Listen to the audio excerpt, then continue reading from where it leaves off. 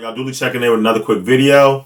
Disregard my junky office. I just moved into my new place and I'm still settling in. So pay that no mind. In this video, I'm going to be talking briefly about some things that affected me when I first started my photography career 6 years ago and what I did to combat it. As y'all saw from one of my most recent uploads, I was a salesman for 6 years. Well, I wasn't a salesman for all 6 years. That's what I started as a salesman and then I transitioned to a manager role for the last 4 years of my career.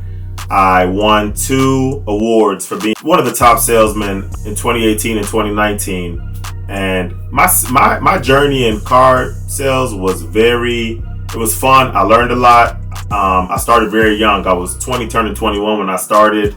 When I got out, I was 26. And that's about the time that photography really started jumping for me. I'm 29 now, so do the math. But that experience really shaped me into the businessman I am today because I learned so much about people, about sales, about communication, etc., etc. Like the list goes on and on. I learned so much and it really helped me in like even the search for my studio and, talking to different real estate agents and, all this stuff. It really shaped me to just position myself to do the things that I really set my mind to do. Now, to get to the video.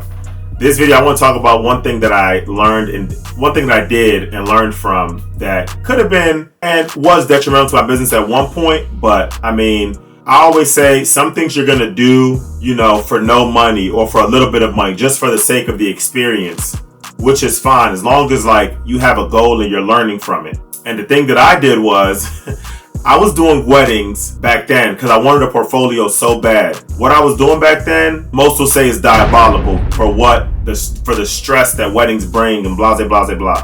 But I saw the bigger picture and it worked out in my favor at the end of the day because I had a plan. I was doing weddings back then for full wedding days, 8-hour days, 6-hour days for $50 an hour. Now, let me explain. I wasn't doing it under my business. I was basically a contractor for another business. They'd hire me to go shoot the wedding photos and I just deliver the raws to them and they pay. This was great for a person like me who was starting out because I was still trying to get my feet wet. I knew how to use my camera. I was confident in my camera skills, but I didn't really want to dive into doing weddings myself yet because I was scared. Basically, I was scared. I didn't want to have the full responsibility of editing and this and that. So I wanted to learn the workflow. So I was on YouTube crazy. I was grinding crazy, trying to learn the ins and outs and the back ends of what wedding days are like. Because most people just see us, even on regular photos. Some people just see us with our camera and our gear and we're shooting and they're like, oh, okay, that looks easy, just clicking the button.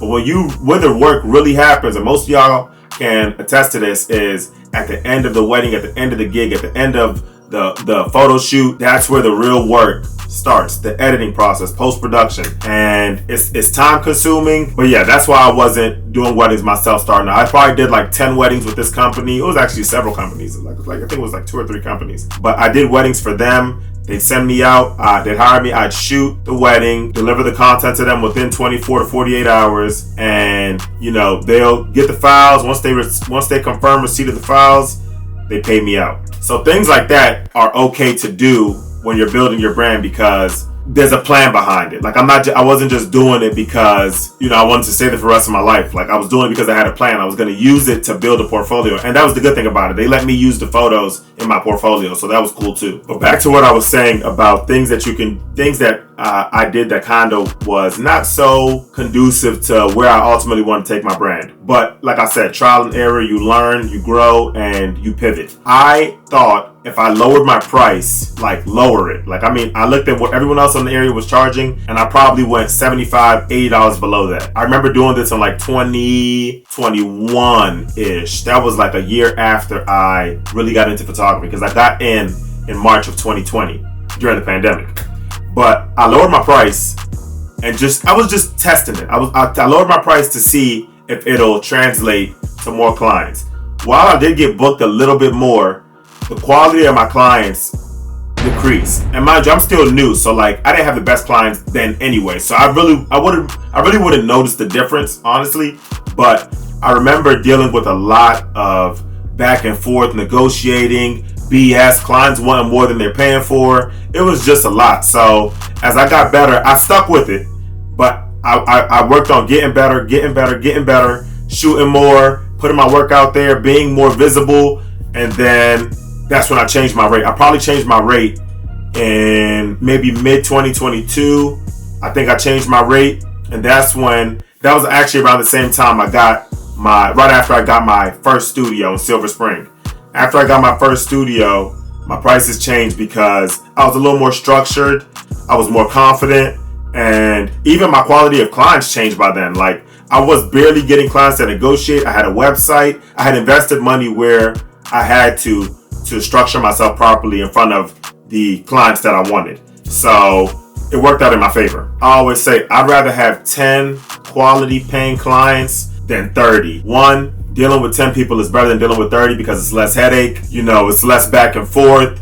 And I have a very straightforward inquiry and booking process. And I'm very easy to contact. Like, all my clients have my number. They can reach me directly, and they know that. So I'm just at a point now where I became very selective of who I work with. That's why I send so many clients to my peers, and I just give them to other people who I feel like are more fitting. Like, if I feel like it doesn't match my vibe, what they're looking for, or their personality, respectfully, I just refer them somewhere else. So I don't completely just ghost them. I just send them elsewhere. And you will learn, the longer you do this business, you'll realize that obviously do good business, do good work, treat your clients right, you will reap the rewards. I'm telling you, quality clients will keep you booked. Treat every client the same. I don't care if they're paying you $100 or $2,000. Treat every client with the same respect, the same level of customer service, and you will definitely reap the benefits. I'm telling you, clients will keep you booked. I've created so many client advocates since I've started, and it's really worked out in my favor. I got so many weddings from this, so many just regular photo shoots at the studio. The list goes on and on, but quality clients will keep you booked. When clients say they'll pay you an exposure, it's bogus, it's gaff. They tell you that to get what they want out of you in that moment. And then those are transactional clients. Those are the ones that I avoid at all costs. If you found this video valuable, be sure to like, share, comment, and subscribe. Thank y'all for coming to chat with me. Duly checking out.